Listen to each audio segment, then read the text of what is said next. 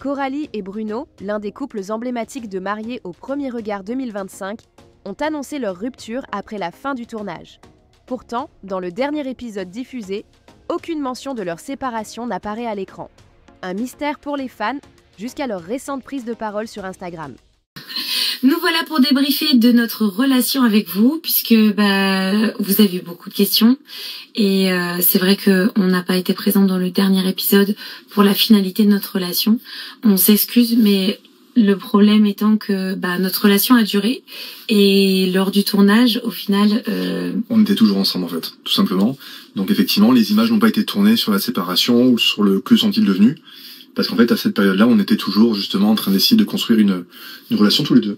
Exactement, et de sauver notre couple, même si on avait des difficultés, on était vraiment dans cette démarche de se concentrer sur nous et pas forcément sur l'image ou sur la diffusion. Et tout ce qui s'est passé après, en fait, c'est des choses qui n'ont pas été filmées, qu'on a vraiment vécu en off pour essayer de vivre tout simplement cette relation, d'en sauver ce qui était possible et de voir en fait ce qu'on pouvait donner tous les deux. Et on s'est mis un petit peu dans notre bulle et forcément pas d'image, pas d'émission, pas d'épisode, pas de film quoi, pas de vidéo. Donc pas de chocolat, c'est ce qu'on dit. Voilà. Donc, bon, bref, du coup, on est sortis de cette expérience toujours ensemble, en train d'essayer de sauver notre couple.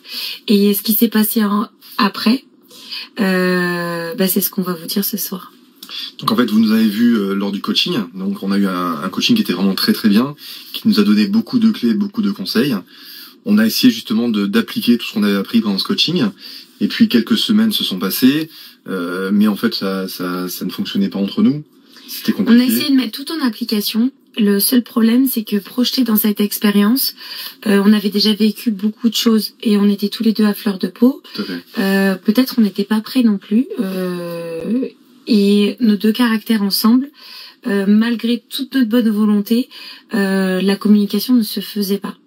Et en tant qu'adulte, à un moment donné, on est arrivé devant toutes ces incompréhensions, devant ce constat, et on s'est dit que au lieu de continuer à se faire du mal, parce qu'on en souffrait tous les deux, au lieu de devenir toxique, il fallait qu'on arrête, parce que finalement, le but étant d'être heureux et pas forcément de sauver coûte que coûte. Ouais, tout à fait. Quelque chose. Notre vision d'amour, en fait, on a tous les deux envie de connaître l'amour inconditionnel, le bonheur, des choses qui du coup nous apportent Bien et sûr. pas qui nous desservent. Et à un moment, on s'est dit que il allait mieux s'arrêter. tout à fait. Et donc on a mis un terme à la relation quelques semaines après le coaching. Alors juste pour donner un peu de ponctualité, c'était il y a à peu près 6 mois en fait. C'était en début d'année. Le coaching s'est fait début décembre. C'est ça. Et on a décidé de mettre un terme à notre relation un peu après Noël. C'est ça. Donc quelques semaines après. Donc il y a plus de 6 mois déjà. Et ensuite, après cette séparation, on a mis d'abord un petit peu de distance entre nous. Et moi, c'est vrai que je l'ai vécu vraiment comme un échec, comme un électrochoc. Et je me suis rendu compte que dans mon comportement, même si c'était toujours fait avec une bienveillance, mais que malgré tout, mon comportement n'était pas adapté en fait par rapport à la relation que je souhaitais. J'étais trop présent, trop étouffant. Disons qu'il a fallu qu'on prenne un peu de recul chacun, l'un et l'autre, pour pouvoir poser les choses, se remettre en question, et toi et moi. Tout à fait. Voilà, pour savoir où avait été ce qui avait péché, parce que très sincèrement, on s'est aussi rendu compte de tous les points de compatibilité qu'on pouvait avoir ensemble. Tous les points positifs. Ouais. Tous les points positifs, parce que ce que vous n'avez pas forcément vu à l'écran, c'est qu'au-delà des conflits, on a aussi eu beaucoup de bons moments, ouais, tout à fait. et on a aussi beaucoup de choses qui nous rassemblent, beaucoup de valeurs qui nous animent et qui sont en commun. Et forcément, à un moment donné, si on a essayé de sauver cette relation, c'est qu'il y avait quelque chose à sauver. Tout à fait. Mais malgré tout, quand on est sorti de là dans l'échec, on s'est dit mais comment ça se fait qu'avec toutes ces compatibilités, par rapport à nos caractères, alors qu'on a quand même un certain âge et une certaine expérience, Pourquoi est-ce qu'on n'arrive pas à passer au-delà? Parce que c'est rare de rencontrer des personnes avec qui ça matche autant. Voilà. Et puis finalement, en prenant ce temps et en essayant de se comprendre, on a mis de la distance, mais en même temps, on s'est aussi beaucoup rapproché. Ouais, tout à fait. Parce que toi, tu as commencé un travail sur toi. Moi, j'ai pris aussi le temps de faire une rétrospective sur notre histoire et de travailler sur moi. Et de là est né beaucoup de conversations, beaucoup de temps pour nous, de temps où finalement, au-delà de la relation et de la pression et de tout ce qu'on pouvait se mettre comme barrière. Exactement. Et on a réussi à parler plus librement. Et en fait, donc, effectivement, il y a eu une grosse remise en question, une prise de conscience aussi de ce qui n'allait pas.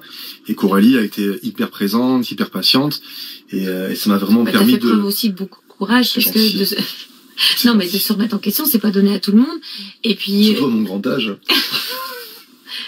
Non, mais c'est vrai que ce soit pendant le temps où on s'est séparés, et après lors de la diffusion, ça t'a fait quand même vraiment réfléchir, de te revoir en image. Tout à fait. Et tu t'es dit, mais en fait, c'est pas du tout ce que je pensais ou ce que je souhaitais. Et effectivement, là, je me suis retrouvé vraiment confronté à une réalité où le comportement que j'avais n'était pas bon et n'était pas adapté. Et même si, encore une fois, c'était fait avec toute la bienveillance du monde, mais malgré tout, c'était pas adapté par rapport à la relation, à laisser la place à l'autre, à écouter l'autre, et c'était des choses qui me manquaient vraiment, en fait. Et le truc le plus bizarre entre nous, c'est qu'on cherchait tous les deux un partenaire. Et le problème, par exemple, pour Bruno, c'était que il me laissait pas la place d'être son partenaire puisqu'il voulait tout contrôler. Et en même temps, moi, j'avais tellement peur qu'il prenne trop le lead que je mettais des barrières et je repoussais ça. Du coup, forcément, on était plus en opposition en situation de conflit, qu'en compréhension. Voilà. Donc, c'est ensuite, quand on est sorti de la relation, qu'on a réussi à comprendre en fait notre mode de fonctionnement. Et en fait, voilà, suite à ce travail, suite à nos discussions, à nos échanges, on a repris une relation, alors qui est plus dans la même forme, c'est plus une relation amoureuse, mais c'était une relation amicale, mais on a appris à se connaître vraiment. Et donc, on sortait du contexte de Marié au premier regard, on sortait des caméras, on sortait de cette pression quelque part aussi, et on a passé beaucoup de temps ensemble, et ça nous a permis de savoir qui on est l'un et l'autre, et on a appris à se connaître d'une manière complètement différente. Et ce que je pense que je te disais, c'est qu'aujourd'hui, je me sens beaucoup plus proche de Coralie, alors qu'on n'a plus le lien amoureux, que je ne l'étais lorsqu'on était vraiment ensemble. Donc on a vraiment appris à se connaître après l'expérience.